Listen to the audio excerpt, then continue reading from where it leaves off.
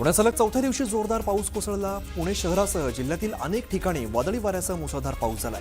पुणे जिल्ह्याला हवामान विभागाकडून येलो अलर्ट देण्यात आलाय.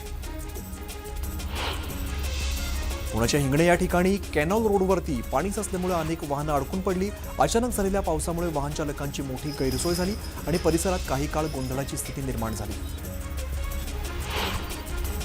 नांदेडमध्ये अवकाळी पावसाने हजेरी लावली. मागील 2 दिवसांपासून जिल्ह्यामध्ये वादळी वाऱ्यासह झालेल्या अवकाळी पावसामुळे अर्धापूर तालुक्यातील मालेगाव, कासारखेडा शिवारातील पिकांचं मोठं नुकसान झालंय. गहू, ज्वारी, काढून ठेवलेली हळद आणि आंबा यासह इतर पिकांचं मोठं नुकसान झालंय. मावळ तालुक्यातील वडगाव परिसरात अवकाळी पाऊस झाला. अवकाळी पावसामुळे काढणीला आलेल्या पिकाचं मोठं नुकसान झालंय, तर भाजीपाला आणि धान्य पिकांना मोठा फटका बसण्याची शक्यता आहे. नागपुरातील कळमना एपीएमसी मार्केटमध्ये अवकाळी पावसामुळे धान्याची शेकडो पोती भिजलेली आहेत. नागपूरसह परिसरात झालेल्या पावसाचा फटका बाजारातील धान्याला बसलाय. बाजारात 15,000पेक्षा अधिक पोत्यांची आवक झाली, त्यामुळे शेडमध्ये साठवणुकीला उशीर झाला आणि धान्य पावसात भिजून गेलं. देहू शहरातील थॉमस कॉलनी या परिसरामध्ये जोरदार पाऊस झाला आणि पावसामुळे हनुमान जयंती निमित्ताने आयोजित केलेल्या अन्नदान आणि इतर नियोजित कार्यक्रमांचं वेळापत्रक विस्कळीत झालंय.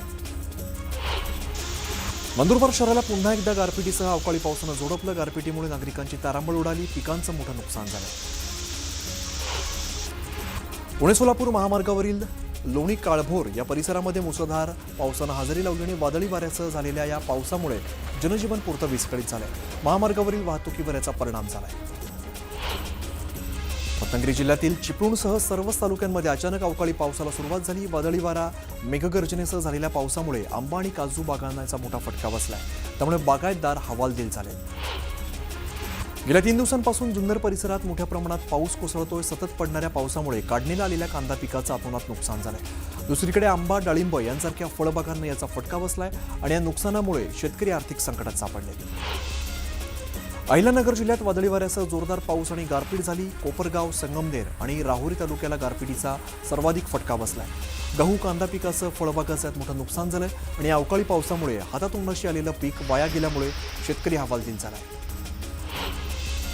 रायगड जिल्ह्याच्या दक्षिण भागात अवकाळी पाऊस झाला. मणगाव, म्हसळा, महाड, पोलादपूर या भागात अवकाळी पावसाच्या हलक्या सरी कोसळल्यात आणि अचानक आलेल्या पावसामुळे नागरिकांची मात्र तारांबळ उडाल्याचं पाहायला मिळालं. अनेक भागांमध्ये पावसामुळे विद्युत पुरवठा खंडित झालाय.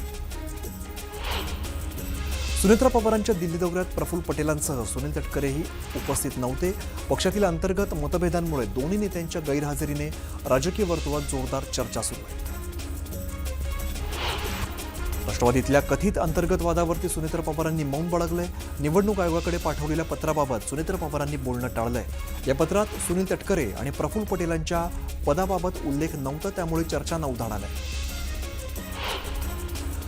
पटेल आणि तटकरेंबाबत येणाऱ्या बातम्या चुकीच्या असल्याचं पार्थ पवारांनी स्पष्ट केलंय. त्यांचं मार्गदर्शन, पक्षाबाबतची निष्ठा याबाबत शंका नाही असं ट्विट करत पार्थ पवारांनी प्रफुल्ल पटेल आणि तटकरेंबाबत भूमिका मांडली आहे.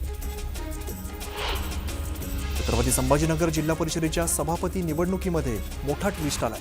शिवसेना उभाटाच्या सर्व झेडपी सदस्यांचा व्हीप जारी करण्यात आलाय. जिल्हाप्रमुख अंबादास दानवेंनी व्हीप बजावलेला आहे. कुठल्याही उमेदवाराला मतदान न करण्याची सूचना शिवसेना उभाटाच्या सदस्यांना देण्यात आली आहे. अध्यक्षपदाच्या वेळेला देखील शिवसेना उभाटानं व्हीप बजावलेला होता. बॉक्सिंग फेडरेशन अध्यक्षपदावरून प्रवीण दरेकर आणि राहुल शेवाळेंमध्ये झुंपल्याचं पाहायला मिळतंय. शेवाळेंना बॉक्सिंगमधील काय समजतं असा सवाल प्रवीण दरेकरांनी उपस्थित केला, तर शिवसेना नेत्यांकडून स्वतःचाच अध्यक्ष घोषित करण्यात आल्याचं दरेकर त्यामुळे आक्रमक झाल्याचं पाहायला मिळालं. उद्धव ठाकरेंनी हनुमान चालीसा पठणाला विरोध केल्यामुळे त्यांचं साम्राज्य उद्ध्वस्त झालं असं म्हणत आमदार रवी राणा यांनी उद्धव ठाकरेंना पुन्हा एकदा डिवचलंय. त्याचबरोबर उद्धव ठाकरेंना संकटातून मुक्त व्हायचं असेल तर त्यांनी घरामध्ये हनुमान चालीसा वाचावी आणि अमरावतीला हनुमान गडीवरती यावं असं रवी राणा म्हणाले. बंधू खरातची पत्नी कल्पना खरात विरोधात शिर्डी पोलिसांनी लुकआउट नोटीस जारी केली आहे. त्यामुळे कल्पना खरातचा परदेशात पळून जाण्याचा मार्ग बंद झालाय. शिर्डी पोलिसांकडून कल्पना खरातचा शोध घेतला जातो.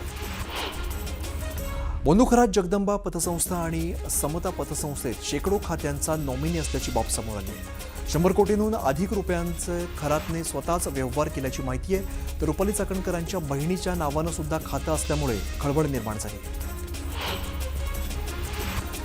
रायगडच्या पोलादपूरमध्ये मद्यधुंद कंडक्टरमुळे प्रवाशांना नाहक त्रास सहन करावा लागतो. मद्यधुंद कंडक्टरचा व्हिडिओ व्हायरल झालाय. मद्यधुंद अवस्थेतील एका कंडक्टरमुळे प्रवासी आणि बस चालकाला त्रास सहन करावा लागला आहे. ऐरोलीतील पालिका रुग्णालयात पूजा करतानाचा व्हिडिओ समोर आला. आयसीयू विभागामध्ये पूजा केल्यामुळे खळबळ उडाली.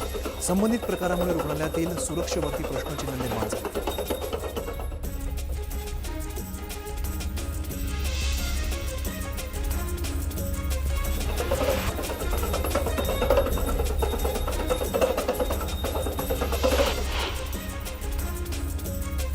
हनुमान जयंती निमित्ताने अमरावती या ठिकाणी हनुमान गडीवरती धार्मिक कार्यक्रमांचं आयोजन करण्यात आलं होतं. यावेळेला आमदार रवी राणा आणि माजी खासदार नवनीत राणा यांनी हनुमान चालिसाचं पठण केलं. तसंच 111 फूट उंच हनुमान मूर्तीचं दर्शन घेत होम हवन पूजन केलं.